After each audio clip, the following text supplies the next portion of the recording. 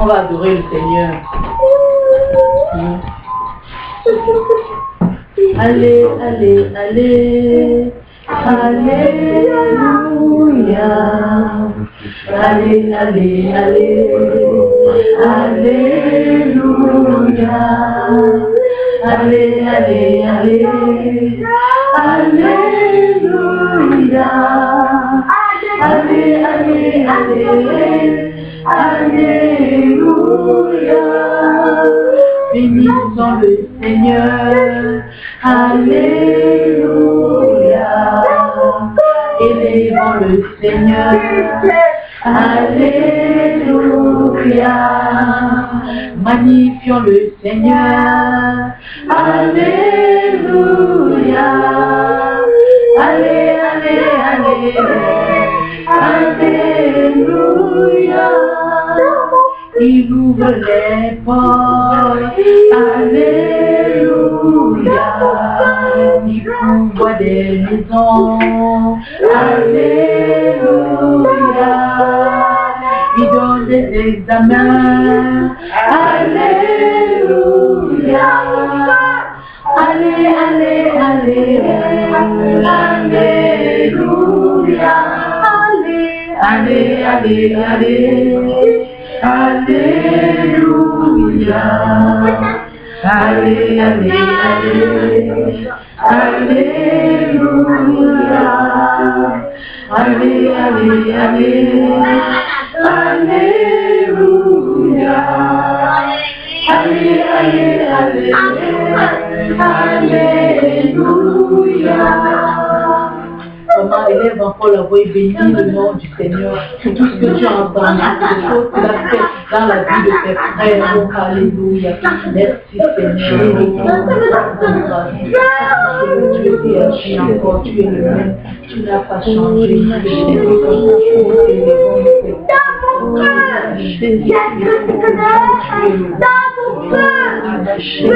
Reçois la gloire, reçois alléluia. Alléluia. Je veux te donner des yeux. Correct.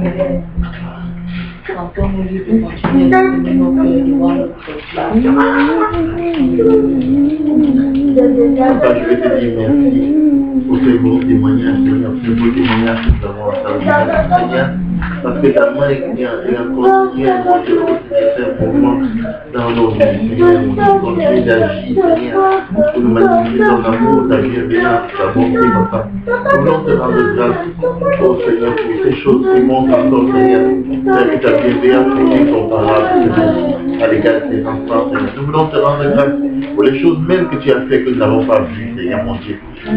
Pour les combats que tu as menés pour nous, dont nous ne sommes pas rendus compte, Seigneur mon Dieu. Merci, Seigneur, même pour les choses que nos yeux, au monde auxquelles nous n'avons pas prêté attention, mais que tu as fait pour nous, Seigneur. Au-delà de ce que nous avons pu témoigner, Seigneur, nous voulons te dire merci, Seigneur. Tu es bon, Papa, tu es bon. Et nous voulons, Seigneur, mon Père, te rendre grâce, t'adorer, Seigneur, t'élever, parce que tu es bon, Seigneur. Il y a de bon que toi, Seigneur. Il y a de bon que toi, Papa. Nous sois notre reconnaissance, Seigneur, pour ta bonté, ta bienveillance, notre égard. Sois glorifié dans nos péchés.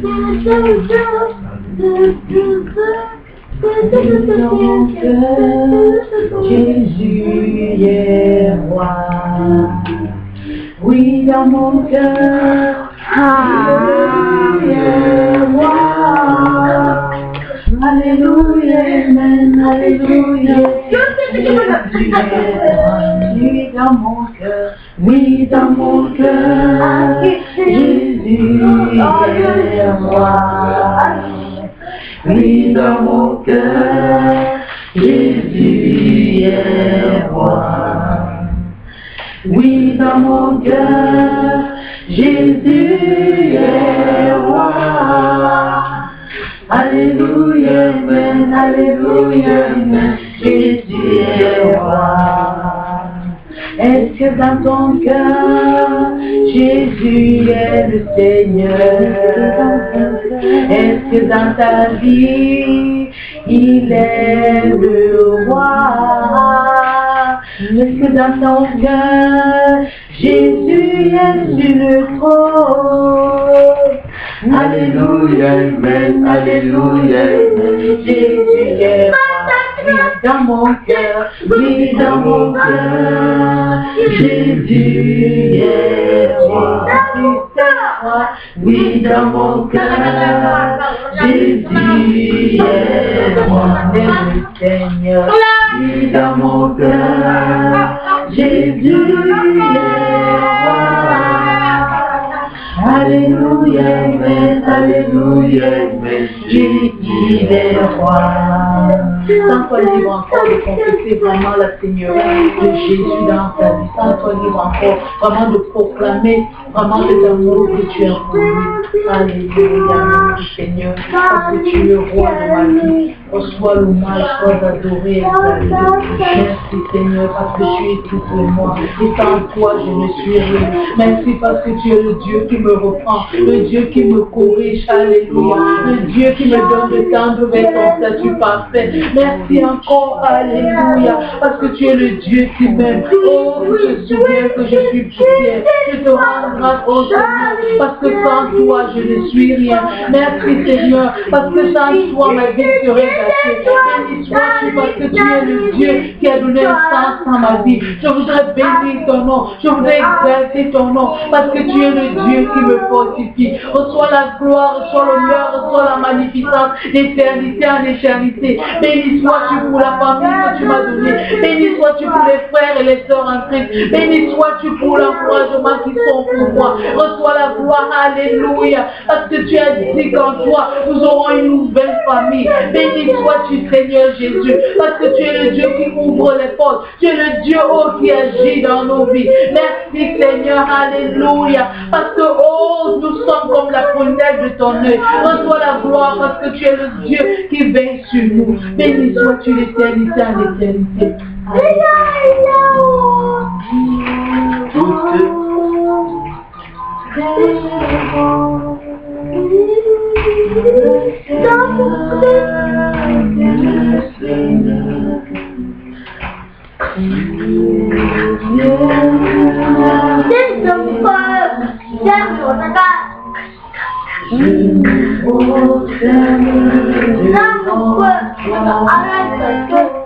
Tu es le roi, le roi, le Seigneur des Seigneurs. Tu es le Dieu de la création. Je me prosterne devant toi. Tu es le roi des rois, le Seigneur des seigneurs. Tu es le Dieu de la création. Je me prosterne devant toi. Oui, abrace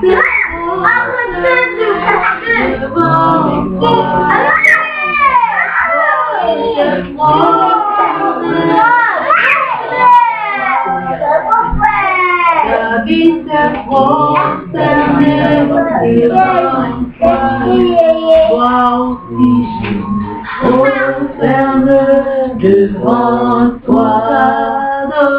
Tu es le roi des rois, le Seigneur des seigneurs. Tu es le Dieu de la création. Je me prosterne devant toi. Tu es le roi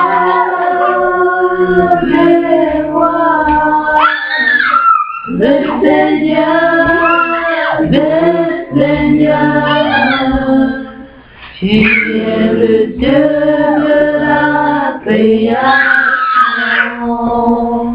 Je me prosterne devant toi. Oh oui, mes frères se prosternent devant toi.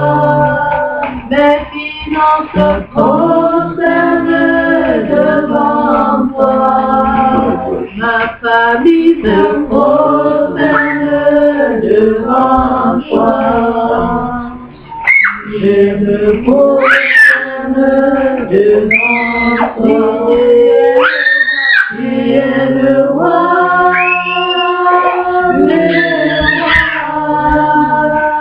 le Seigneur des Seigneurs. Tu es le Dieu de la création. Je me prosterne devant toi.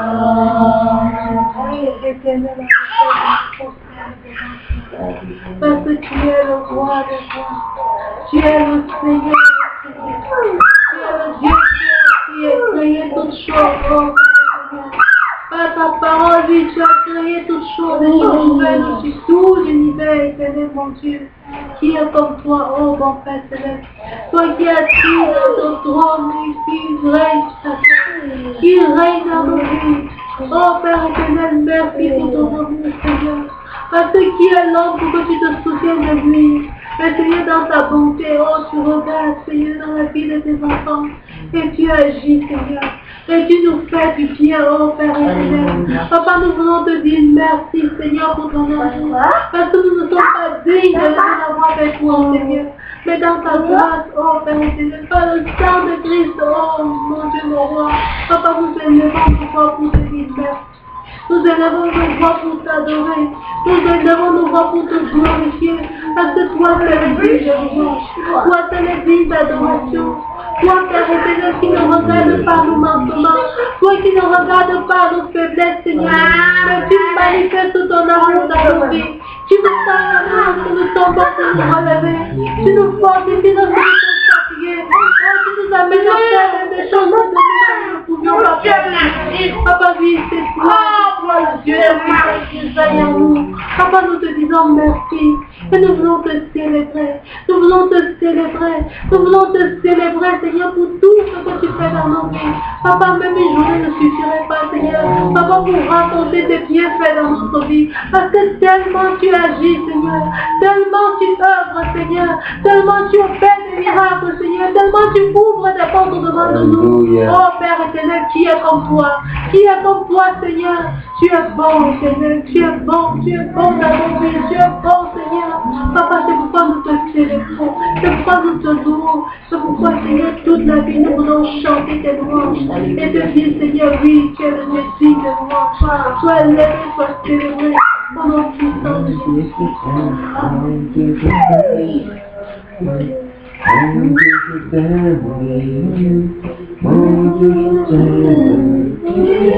Mon papa, mon Dieu, je t'aime, mon Dieu, je t'aime, mon Dieu, je t'aime, tu es mon papa, je t'adore, mon Dieu, je t'adore, mon Dieu, je t'adore, mon Dieu, je t'adore, tu es mon papa. Mon Dieu, je t'adore, mon Dieu, je t'adore, mon Dieu, je t'adore, tu es mon papa. Je t'honore, mon Dieu, je t'honore, mon Dieu, je t'honore, mon Dieu, je t'honore, tu es mon papa. Mon Dieu, je t'honore, mon Dieu, je t'honore, tu es mon papa. Seigneur, nous venons encore à toi comme des enfants, Seigneur. Nous t'appelons papa, parce que nous réclamons être des enfants de Dieu, Seigneur. La parole dit à ceux qui ont pris à ton nom, tu as donné le pouvoir de devenir enfants de Dieu, Seigneur. Et c'est comme celle que nous venons nous présenter devant toi, Seigneur mon Dieu, comme tes enfants, avec le désir de demeurer tes enfants, Seigneur, avec le désir de demeurer tes enfants, Seigneur, Père, parce que la vraie paternité se trouve en toi seul, Seigneur, la vraie paternité se trouve en toi seul.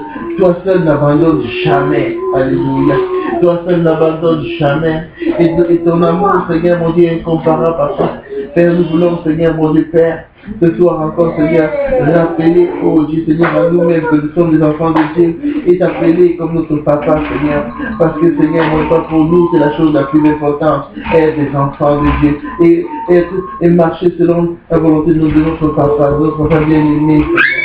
Oui, nous t'aimons, c'est notre papa. Nous t'adorons chez notre papa ce soir. Nous communions ensemble. Oui, pour raconter, pour pouvoir partager les œuvres de notre Père dans nos vies.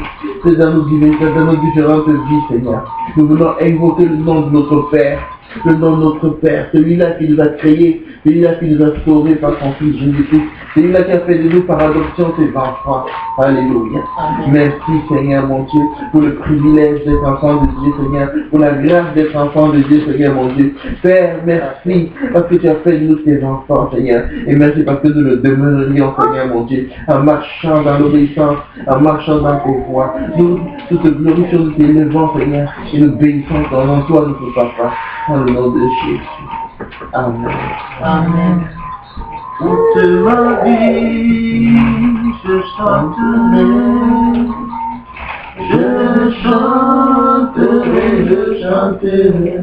oh, toute ma vie, je chanterai. Jésus fait bien tout ce qu'il fait.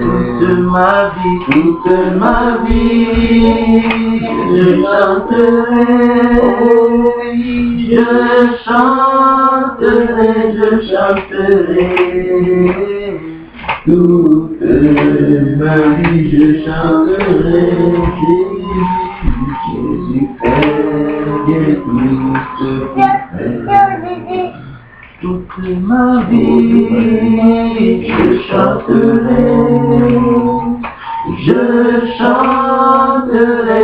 chanterai. Toute ma vie, je chanterai.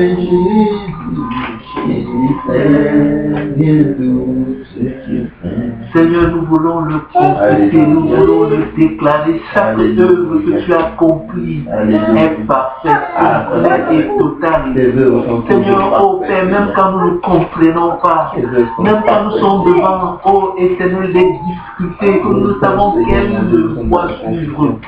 Lorsque nous nous appuyons sur toi, lorsque nous venons devant toi et que nous demandons que tu œuvres, Seigneur, dans nos vies, l'œuvre que tu as accomplie est complète, parfaite. Père éternel, mon Dieu, moi, tu es un Dieu qui ne te trompe pas, qui ne sommeille point, qui ne dort point.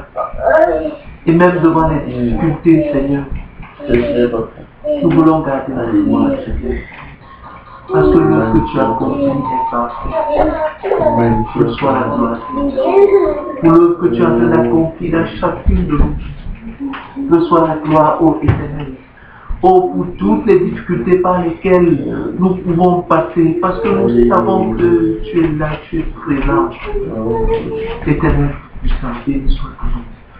Béni soit ton nom. Au nom de Jésus. Amen. Amen. Nous allons passer la parole à la sœur Geneviève qui a une exhortation pour nous.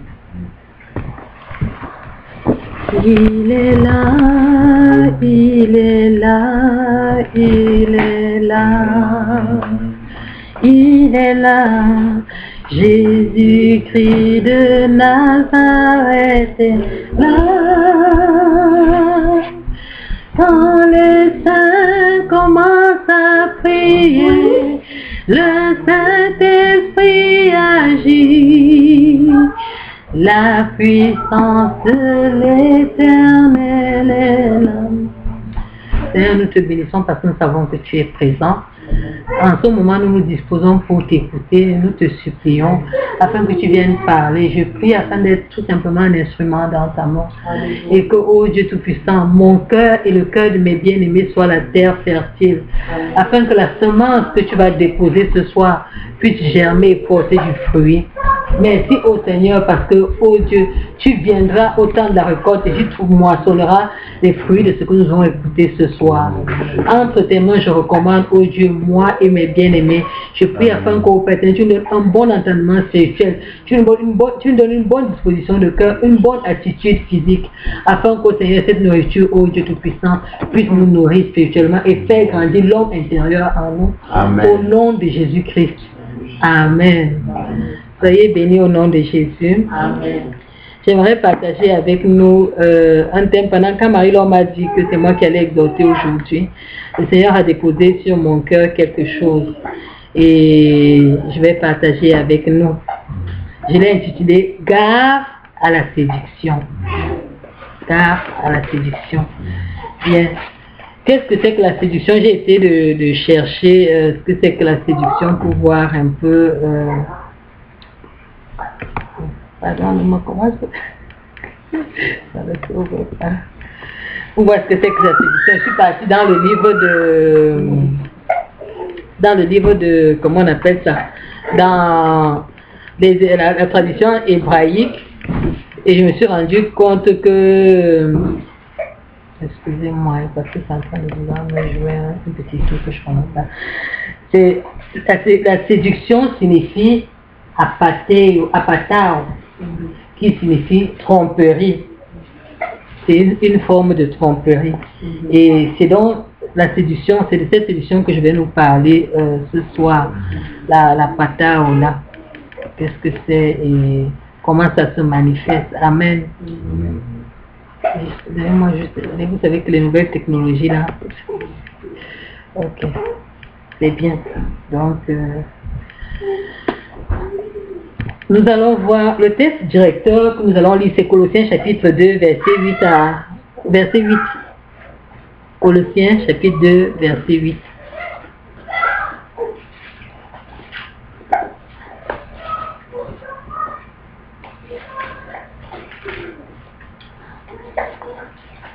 Vous pouvez prendre la Bible comme ça, moi c'est vrai. Colossiens chapitre 2, verset 8. Oui, quelqu'un est là, il peut lire. Oui, Colossiens 2, verset 8.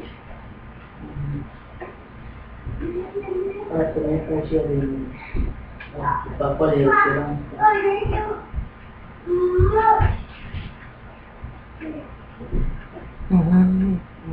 Colossiens 2, verset 8. Prenez garde que personne ne fasse de vous sa croix par la philosophie et par une vaine tromperie, s'appuyant sur la tradition des hommes, sur les rudiments du monde et non sur Christ.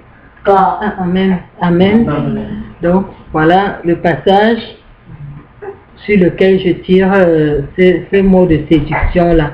C'est donc qu'on doit faire attention parce que quelqu'un peut venir nous séduire par la philosophie de ce monde et par la tromperie ou bien par les traditions. On peut être séduit par ça. Éphésiens chapitre 5, verset 6.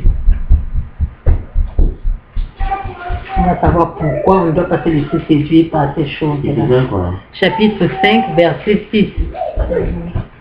Éphésiens chapitre 5, verset 6.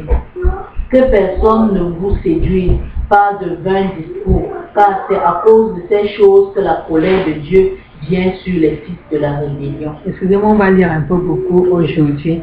Alors, de quoi je vais nous parler? Je vais nous parler tout simplement de l'origine de la séduction, des instruments utilisés par le diable pour séduire, du mode opératoire de la séduction, des types de séduction et quelques caractéristiques à la séduction, les conséquences de la séduction et comment on peut prévenir. On peut se prévenir de la séduction. Alors, le texte, dans le contexte où je vais situer la séduction, c'est Matthieu chapitre 4, versets 1 à 11. Dans Matthieu chapitre 4, versets 1 à 11, je vais lire pour nous et vous allez suivre. Alors Jésus fut emmené par l'Esprit dans le désert pour être tenté par le diable. Après avoir jeûné, Matthieu chapitre 4, verset 1 à 11. Après avoir jeûné 40 jours et 40 nuits, il eut faim. Le tentateur s'étant approché lui dit, si tu es fils de Dieu, ordonne que ces pierres deviennent des pains. Jésus répondit, il est écrit, l'homme ne vivra pas de pain seulement, mais de toute parole qui sort de la bouche de Dieu. Le diable le transporta dans la ville sainte, le plaça sur le haut du temple et lui dit, si tu es fils de Dieu, jette-toi en bas, car il est écrit, il donnera des ordres à ses anges à ton sujet, et ils te porteront sur les mains, de peur que ton pied ne heurte contre une pierre. Jésus lui dit, il est aussi écrit, tu ne tenteras point le Seigneur ton Dieu. Le diable le transporta encore sur une montagne très élevée, lui montra tous les royaumes du monde et leur gloire, et lui dit, je te donnerai toutes ces choses si tu te prosternes et m'adores. Jésus lui dit, retire-toi, Satan, car il est écrit, tu adoreras le Seigneur ton Dieu et tu le serviras lui seul. Alors le diable le laissa et voici les anges vinrent auprès de lui et le servaient. Amen. Excusez-moi si le texte a été long, mais je vais m'inspirer de ce passage du Seigneur Jésus, de la séduction. J'ai pris la séduction extrême qui était celle du Seigneur Jésus et du diable, où le diable venait faire miroiter les choses au Seigneur pour le prendre, pour le séduire afin qu'il n'accomplisse pas sa mission. Nous allons nous rendre compte que la séduction part toujours d'un besoin. Quelqu'un a un besoin. À ce moment-ci, Jésus était dans le jeûne, dans ce passage. Et la Bible nous dit que Jésus a eu faim.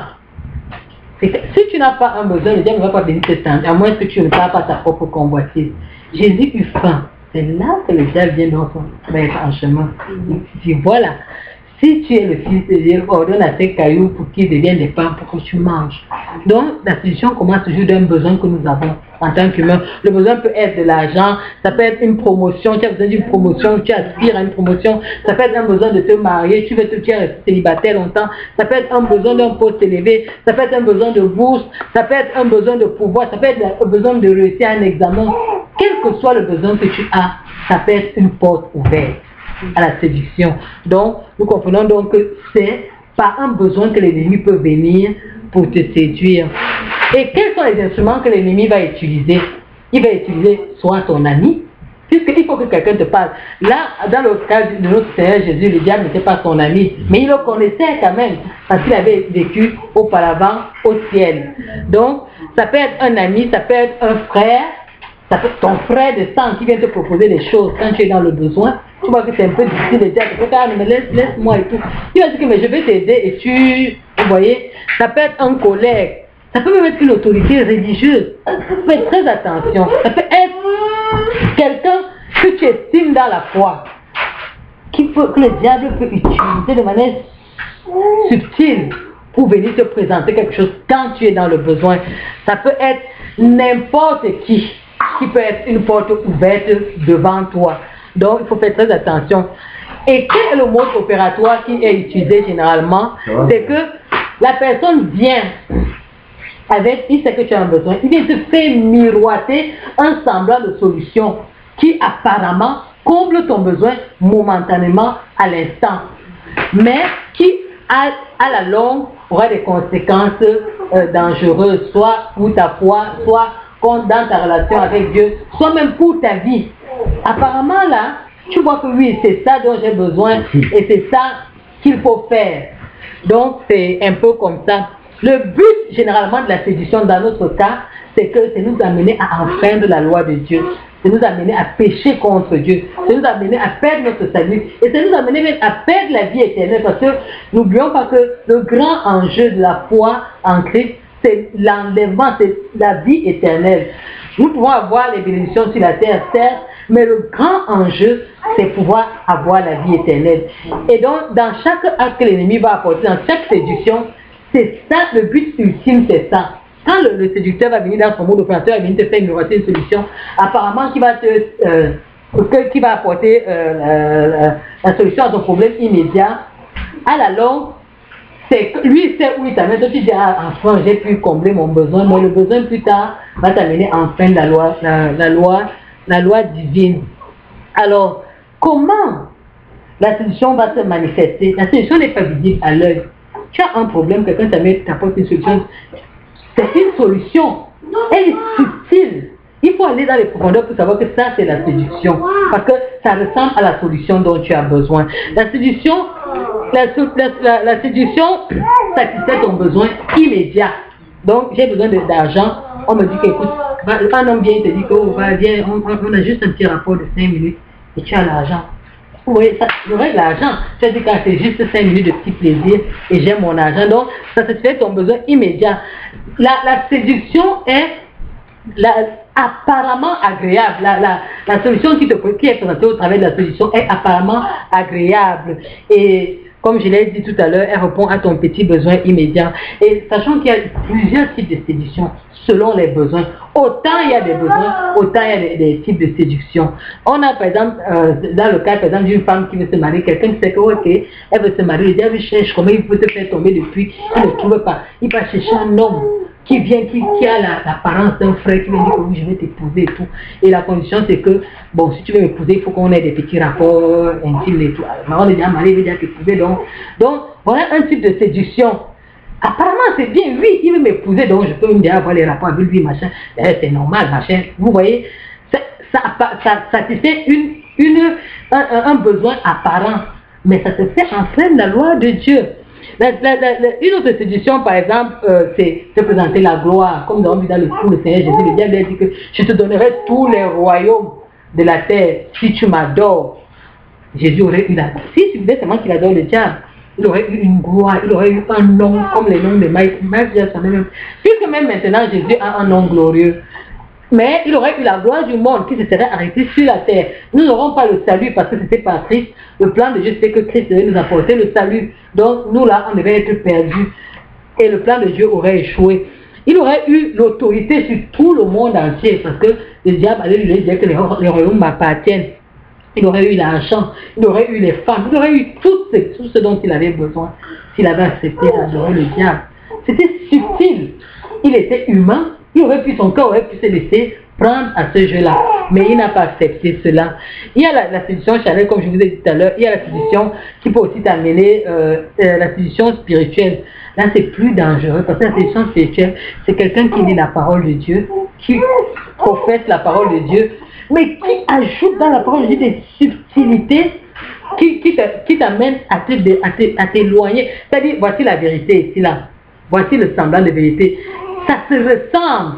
C'est difficile que tu puisses discerner que ça c'est la séduction. Il faut vraiment avoir la grâce de Dieu pour pouvoir avoir le discernement. Et nous voyons, si nous regardons, nous projetons maintenant dans le monde, nous voyons qu'il y a une grande séduction sur le plan spirituel. Par exemple, dans les milieux dits chrétiens, on ne prêche plus la vérité, on ne dit pas la vérité aux gens sur le péché. On les laisse. Oui, Dieu est le Dieu qui bénit, il va te rendre prospère, il va te rendre riche, il va te rendre... On n'enseigne pas, on ne lui donne pas l'enseignement qu'il faut qu'il lui donne de croître et se préparer à être enlevé. On lui donne pas, quand il faut reprocher à quelqu'un une erreur, on met le miel dessus pour qu'il ne se fâche pas, pour qu'il ne se... Quitte à ce qu'il se fâche, on lui dit la vérité, il se répand, il n'a qu'à marcher comme le Seigneur demande. Mais on va arranger ça. On dit, oh non, ici, là, on ne prête, il y a les mœurs, il faut respecter les gens, il faut faire attention, on ne doit pas dire certaines choses, il ne faut pas blesser les gens, il ne faut pas ceci, cela. Et le Seigneur Jésus, il y avait des mots, il disait, race de vipère. Dis-moi si race de vipère est un cajolement ou bien un à peu près, oh non, je ne veux pas blesser la... Quand il était au temple, la parole de Dieu me dit qu'il a chassé. Dis-moi, quand tu chasses, quand tu viens justement, alors est-ce que tu peux aller chasser, t'es chassé? On me dit qu'il a même plus le poids, quelque part. Donc ça veut dire qu'il y a des moments où quand tu marches avec la parole de Dieu, il faut dire la vérité. Et ce que nous constatons malheureusement de nos jours, les gens ne disent pas la vérité, on se laisse aller. On laisse les gens dans un nuage d'un Dieu très bon. Pourtant, quand nous lisons l'Ancien Testament, on se rend compte que Dieu était tellement rigoureux qu'il y avait des moments où même son peuple l'envoyait en esclavage, même son peuple l'était tué. Il dit, allez, ok, Philistin, allez un peu me tuer. Les gens mouraient, on les enterrait. Pourtant, c'était le peuple de Dieu. Quand il y avait seulement un péché dans le camp de Dieu, il laissait que les Philistins viennent les battre. Jusqu'à ce qu'il y ait repentance, il y ait restauration du péché, et là le peuple marche. Donc c'est pour nous montrer que ne nous laissons pas séduire sur le plan spirituel, parce qu'on écoute des bons messages qui nous montrent la prophétie, qui nous montrent comment on va être grand, qui nous montrent comment Dieu est riche en, est lent à la colère et riche en bonté. Il est saint, mais il est aussi le Dieu de justice. Parce que quand tu fais une erreur, il punit, il dit qu'il châtie ceux qu'il aime. Donc faisons très très attention, parce que cette séduction-là peut nous emballer. Et même les autres séductions dont j'ai parlé, faisons très attention en tant qu'enfants de Dieu ou bien les personnes qui professent la foi en Christ. Et j'aurais aimé insister sur 1 Corinthiens 6, versets 12 à 20, qui nous parle de l'impureté sexuelle. Il y a des choses, des péchés qu'on peut faire qui sont hors de nous, mais l'impureté sexuelle, c'est que nous partons pécher avec notre propre corps, nous partons soumettre notre corps à d'autres divinités, parce que la Bible dit que ton corps est le temple de Dieu. Et généralement, quand nous voyons l'impureté, on raccorde toujours ça à la sexualité. Aujourd'hui, j'aimerais vous faire considérer l'impureté comme le fait de prendre ton corps et de l'exposer à toute chose qui n'honore pas Dieu. Ce n'est pas toujours la sexualité. L'impureté n'est pas toujours... Il y a certes, la Bible dit bien que l'impureté sexuelle souille le corps, mais il y a aussi le fait que tu prennes ton corps, tu vas te mettre sur, je vais dire, une atmosphère où on n'honore pas Dieu. Tu vas te mettre dans un bar où on écoute des musiques qui n'honorent pas le Seigneur. Tu souilles ton corps parce que ce que tu entends ne donne pas gloire au Dieu que tu dis que tu sers. Les choses que tu dis, les choses que tu parles avec ces personnes-là, c'est aussi une forme de souillure. Et c'est une forme de séduction. Se mettre dans ce genre de climat-là te séduit. Quand tu vas, tu ne sais pas, tu dis, ah, je vais juste être avec des amis. Un ami peut me dire, accompagne-moi, on va dans un lieu, c'est paisible, on va juste causer. Mais les causeries que tu vas entendre là vont te souiller. C'est une forme de séduction. Et nous ne faisons pas souvent attention à ça en tant que chrétiens. Donc, c'est un peu ça. Et comme je l'ai dit au départ, c'est que le but de la séduction, c'est de t'amener les conséquences. La conséquence immédiate sur le plan spirituel, c'est que ça coupe ta relation avec Dieu. Et si tu persévères dans cet état où tu as été séduit, tu peux mourir spirituellement, parce que tu n'es pas seulement fait de corps, tu es fait d'un corps, d'une âme et d'un esprit. Et dans l'esprit, tu dois être édifié par la parole de Dieu journalièrement. Si tu te mets dans des atmosphères spirituelles qui sont des séductions et qui te mettent hors de la parole de Dieu, tu vas te retrouver mort spirituellement. Tu vas pécher d'abord contre Dieu, mais tu vas te retrouver mort spirituellement. Tu peux même te retrouver en train de mourir physiquement. Parce que si tu te retrouves à un endroit, par exemple, où tu es parti, tu dis, ah non, je vais seulement aller écouter. Disons que tu te retrouves dans un bar. Les gens sont en train de faire, après une bagarre éclate. Tu vas aller mourir là-bas. Si on te tape une bouteille, tu meurs. Tu vas dire que tu es parti chercher quoi là-bas? Enfant de Dieu, tu es parti chercher quoi là-bas? Quel est le culte et l'adoration? Quel est le Dieu qu'on adore dans ton bar où tu es assis en train de boire, en train de causer avec les gens? Quel est le Dieu qu'on adore là-bas? Tu es sous la protection de qui? Tu as posé la question, tu as demandé à Dieu, est-ce que en partant à cet endroit, Seigneur, je voudrais aller t'honorer? Il va te dire que oui, tu vas vraiment m'honorer, là-bas. Il y a des questions importantes qu'on doit se poser lorsqu'on fait certains déplacements, lorsqu'on fait certaines choses, pour ne pas être hors de la volonté de Dieu. Donc, on s'expose à la mort spirituelle, on s'expose à la mort physique, on s'expose au péché, on s'expose même aux maladies. Parce que si on prend par exemple le cas de quelqu'un qui a été séduit sexuellement, il fallait ramasser des maladies vénériennes. Et nous connaissons qu'actuellement les maladies vénériennes, ainsi que les nouvelles technologies se développent, ainsi les maladies se développent aussi, et les nouveaux virus naissent, et les nouvelles maladies naissent. Et donc quelqu'un qui se laisse séduire peut s'exposer à ce genre de trucs-là qui peuvent détériorer sa santé physique. Donc on doit faire très attention. Si nous lisons dans le livre de Proverbes au chapitre 14, verset 12 à 14, il est écrit, Proverbes, c'est juste après le 5, je crois. Verset 14. Chapitre combien? Chapitre 14, verset 12 à 14.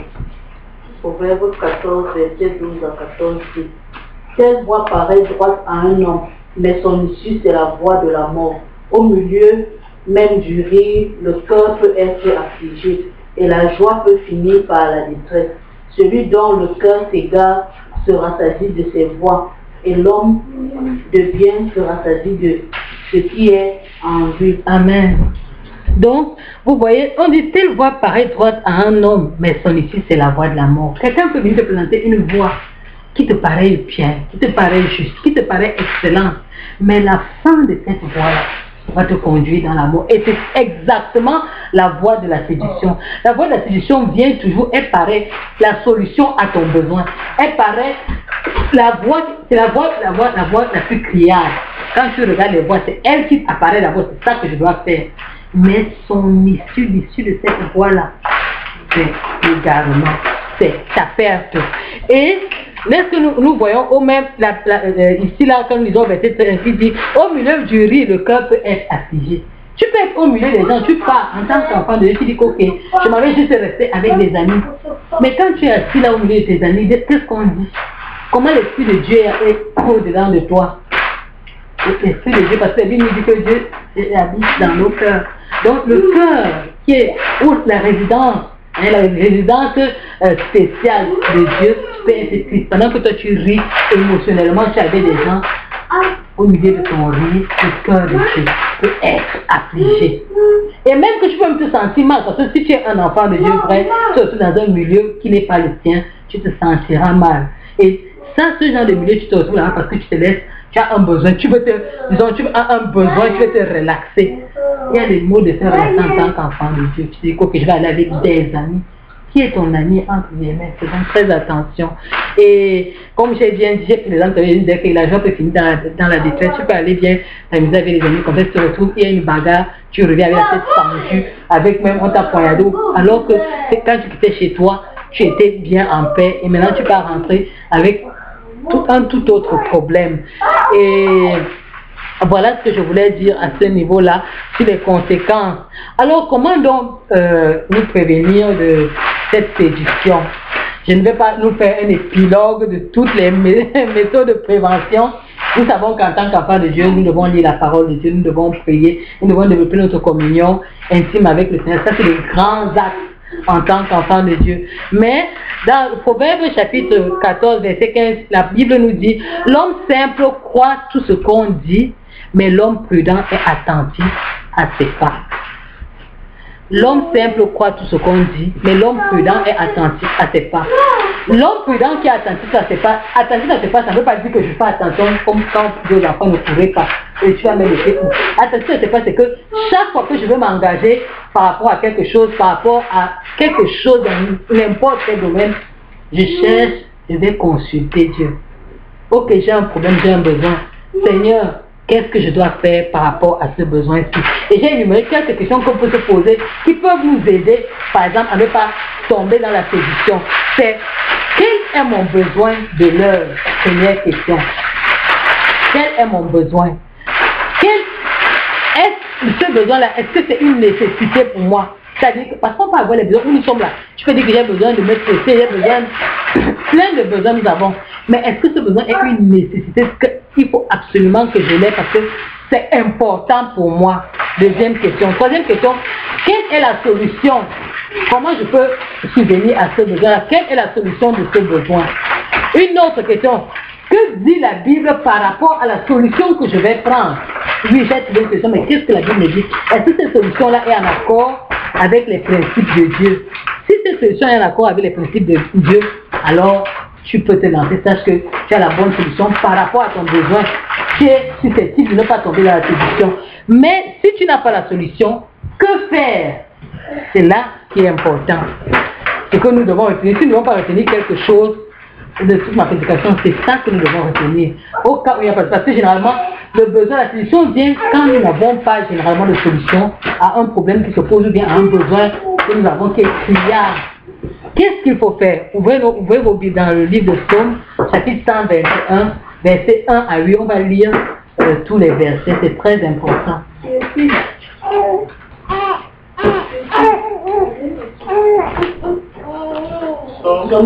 121.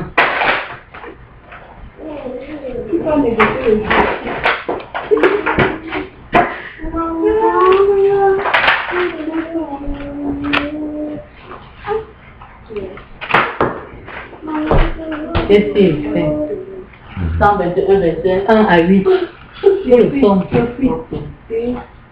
Je lève mes yeux vers les montagnes, d'où me viendra le secours. Arrête-toi.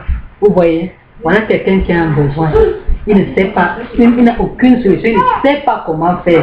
Et il se pose la question, d'où me vient le secours? Voilà mon besoin. D'où me vient le secours par rapport à ce besoin? Le secours me vient de l'Éternel qui a fait les cieux et la terre. Arrête, est-ce que vous vous rendez compte?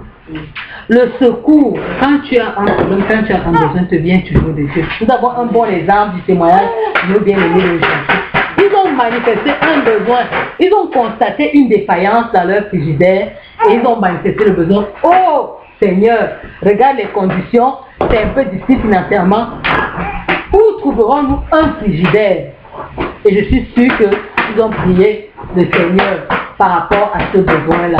Que Seigneur, nous avons besoin d'un autre frigidaire. Le premier réflexe d'un enfant de Dieu, même si c'est évident que tu vas aller prendre l'argent pour acheter et tout, le premier besoin, quand tu as un besoin, quand tu as un besoin, tu lèves d'abord les yeux, les regards vers l'Éternel. Parce que tu peux même être en train de programmer en prenant ton propre argent pour aller acheter, alors que Dieu a déjà pourvu une solution. Je peux vous donner un petit témoignage pour appuyer cela. Quand j'ai pris ma maison, je n'avais pas beaucoup d'argent, j'avais à peine 500, 600 $. Et dans l'argent là, j'avais calculé, ma mari là était avant peut témoigner, j'avais calculé que je vais prendre le frigidaire, je vais prendre la poêle, je vais prendre, j'avais l'argent, je vais faire tout pour moi. Et quand j'ai fait les rendez-vous pour prendre ces choses-là, les gens m'ont plaqué, la voiture ne marchait pas et tout. Au lieu d'aller consulter, dire que mes seigneurs, voilà, je fais comment maintenant? D'où me vient le secours? Je devais acheter ces choses. Je n'ai plus l'argent, les gens m'ont plaqué et tout. Les frigidaires que je n'ai pas été gâtés. D'où me vient le secours? J'ai commencé à pleurer, j'ai commencé à me débattre par moi-même. Juste à ce que je me suis battu. C'est comme si toutes les portes étaient fermées pour moi. Et un jour, en un seul jour, le jour où Dieu avait fixé, j'ai eu toutes ces choses-là. J'ai même eu plus que ce que je m'imaginais. Et les frigidaires, et les salons, et tout en une seule journée. Je n'ai même pas demandé, je n'ai pas dépensé 5 francs, même pour aller porter ces choses pour les amener à la maison. Je n'ai pas dépensé 5 francs. C'est pour vous montrer à quel point Dieu se soucie de notre bien-être. J'ai eu tout ce dont j'avais étant posé sur place. Le temps de Dieu est arrivé, j'ai eu un coup de fil, Geneviève, il y a une solution pour tes problèmes, pas pour un. J'avais un besoin, j'ai dit, oh Seigneur, il faut. Le Seigneur a pourvu au-delà de mon imagination. Je suis restée comme ça, ça m'a fait une grande leçon. J'ai d'autres défis dans ma vie, j'ai commencé à me rendre compte que mes défis, là, Dieu est au courant de chacun de mes défis parce que je les présente tous les jours devant Dieu. Ça veut dire que pour chacun de mes défis, il a une solution précise et qui va avoir lieu au moment opportun, au moment fixé par Dieu lui-même. Je n'ai pas besoin de forcer. Ça m'a fait entrer dans le repos parce que je commençais à jeter le regard inquiet. Je vais faire comment? Le secours vient véritablement de l'Éternel. Dans toutes, même les solutions que vous pensez être évidentes. Je vais acheter le pain, je vais manger, pas présenter souvent ces choses-là à Dieu. Amen. Parce que vous ne connaissez pas, c'est Dieu qui connaît l'avenir, qui connaît en sortant d'ici ce qui peut t'arriver, le meilleur chemin pour toi, la meilleure, c'est Dieu. Continue la lecture, Marie-Laure. C'est tellement béni. Il ne permettra point que ton pied chancelle. Est-ce que vous comprenez? Celui qui te garde ne sommeillera point. Amen. Il dit que il ne va pas permettre. Ça veut dire que quand le besoin se pose, et que peut-être, disons, je prends un exemple aussi bête, la police est là. On a décidé de venir t'arrêter parce qu'il n'y a pas de loyer ici là.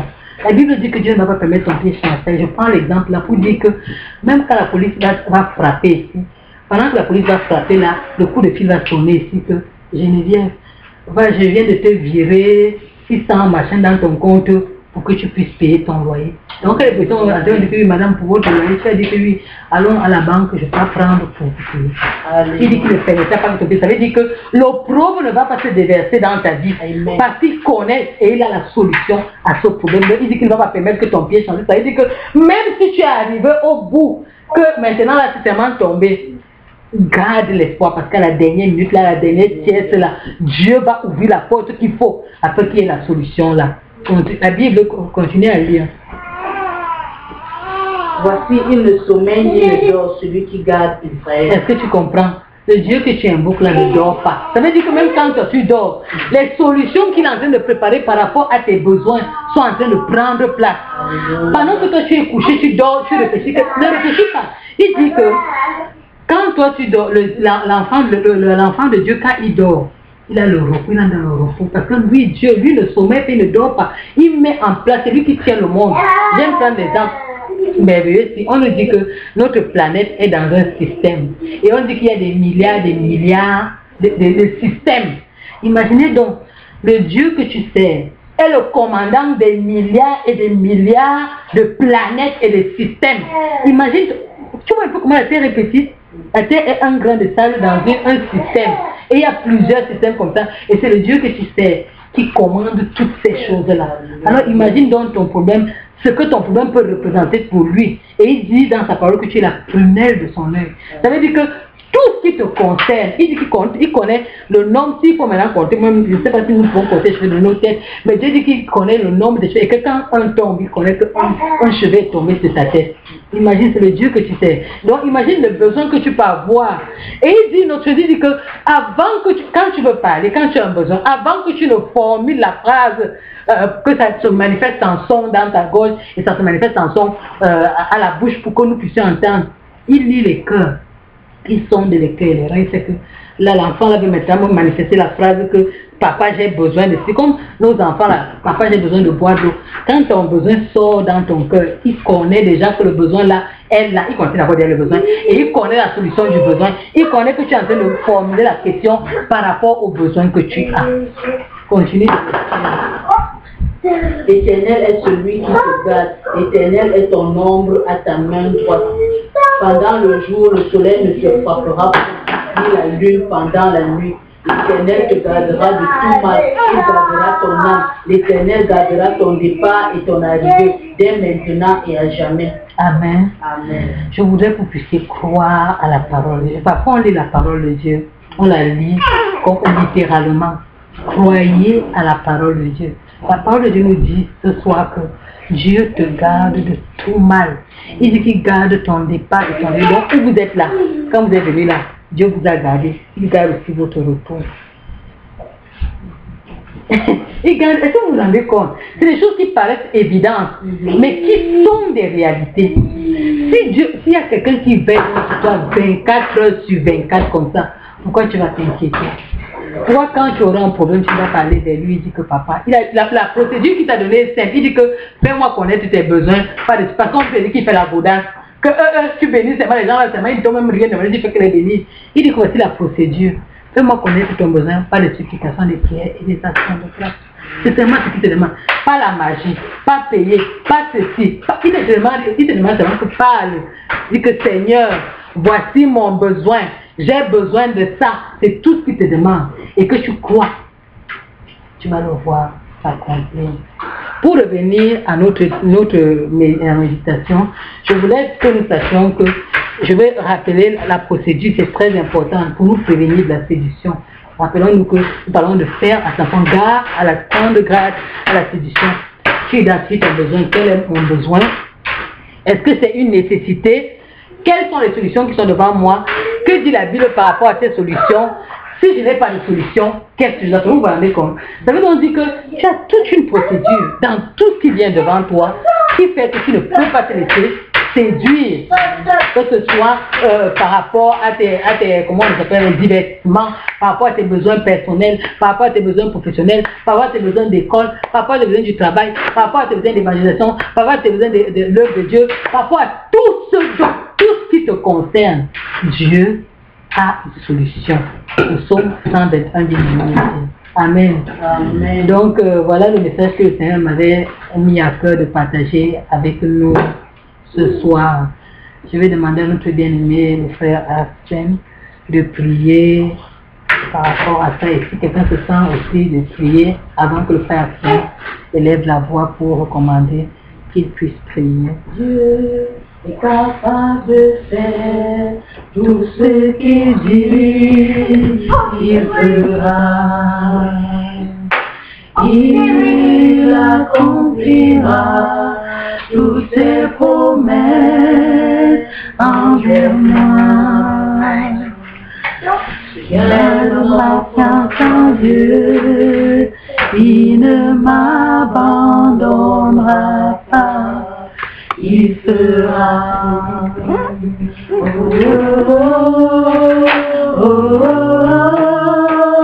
Il fera, il fera, oh, oh, oh,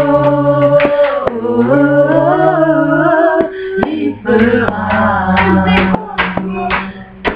il est capable de faire tout ce qu'il dit, il fera, il accomplira toutes tes promesses avec moi. Je garde ma foi en Dieu, il ne m'abandonnera pas, il fera. Oh, oh, oh, oh, oh, il fera, il fera. Oh, oh, oh, il fera. Avant que Hassan élève la voix, j'aimerais que chacun d'entre nous, certainement, nous avons un besoin. Si quelqu'un peut dire dans cette salle qui n'a pas de besoin, moi, je ne sais pas de quelle salle il n'y a rien quoi. Donc, chacun d'entre nous a certainement un besoin dans son cœur. Peut-être même au moment où le message passait, il avait eu dans son cœur, il avait une autre une solution, une séduction qu'on lui avait déjà proposée. Donc, je voudrais que maintenant, vraiment, que tu puisses identifier ton besoin, comme la servante de l'Éternel nous a dit, et que tu puisses prendre maintenant ce besoin, tu lèves les yeux vers les montagnes, comme nous avons lu dans le proverbe, vraiment dans le psaume, d'où te viendra le secours, que tu puisses remettre ça. C'est vrai, elle nous a dit, quand on formule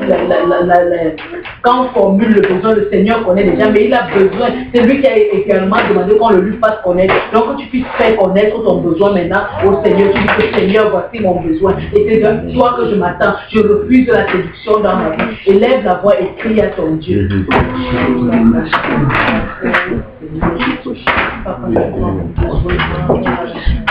Oh, tu connais ton besoin par rapport au Seigneur Dieu. Papa, accompagne les enfants. Papa, je suis la maison là-bas. Papa, je suis la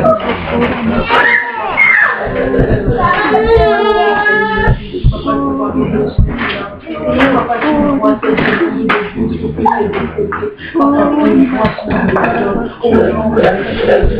Papa, tu connais tes besoins par rapport à une voiture qui passe. Papa, quand tu as des personnes, on ne peut pas transporter. Par exemple, la voiture est petite. Papa, je veux mettre tout devant de toi.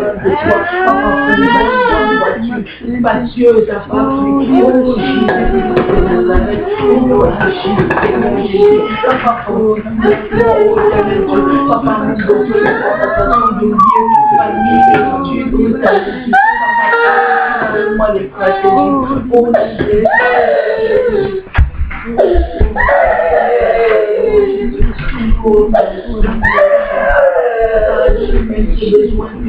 Papa, je fais venir la maman pour moi, elle ne plus. Oh Seigneur Jésus, la l'aide, oh Seigneur Dieu, par rapport à Dieu. Seigneur, on voit dispose de cœur de la maman, on voit tout ce dont nous aurons besoin. Quand on va faire le dossier, oh Seigneur Dieu, que cela puisse s'imposer. Papa, c'est toi qui es le maître des temps et des circonstances.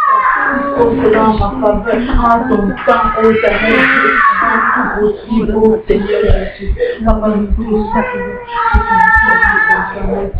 Papa, prends le contrôle de mes besoins. Papa, ce que j'exprime, ce que je veux pas exprimer. Oh Seigneur Jésus, agis au concours de Jésus. Oh Seigneur Jésus, merci Seigneur, parce que tu rencontres vraiment le besoin de mes frères. Alléluia,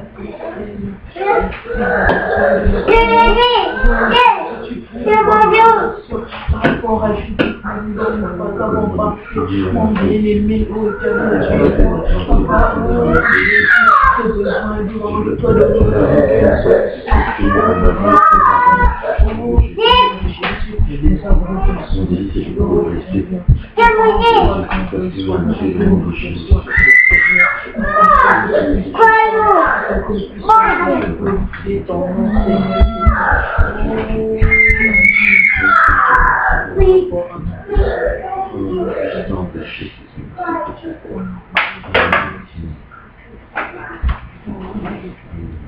nous te rendons grâce pour ta parole ce soir, Jésus.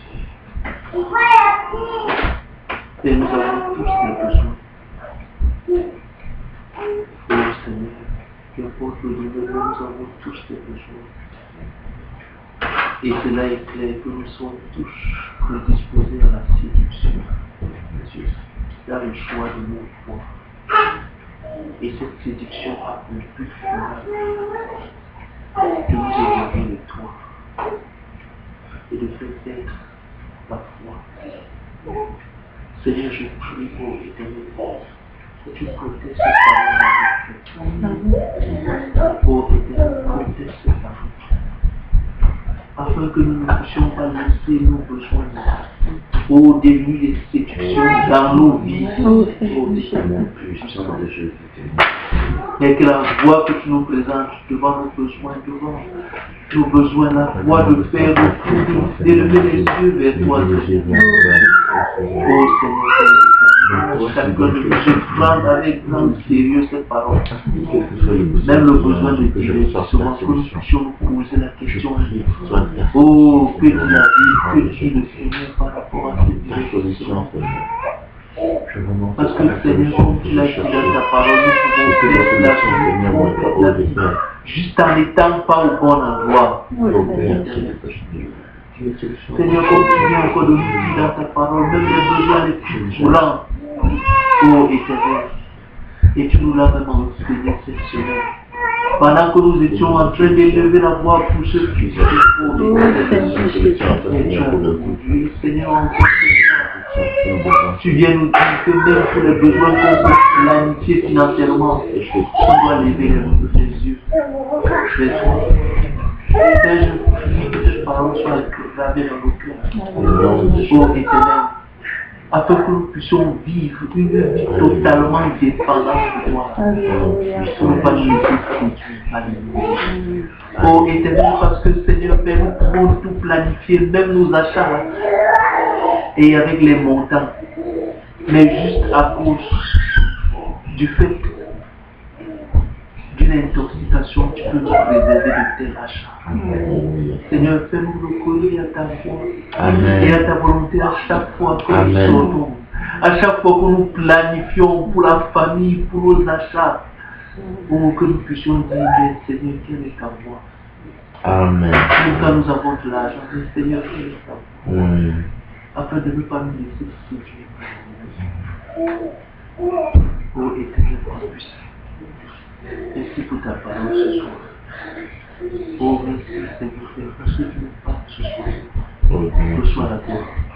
Et je casse cette parole dans le sang de Jésus, dans chaque cœur. Et je prie que cette parole porte du fruit dans chaque vie. Et que chaque personne, à partir de ce soir, vive. Oh, en regardant à Dieu, en se tournant vers le Seigneur, pour avoir une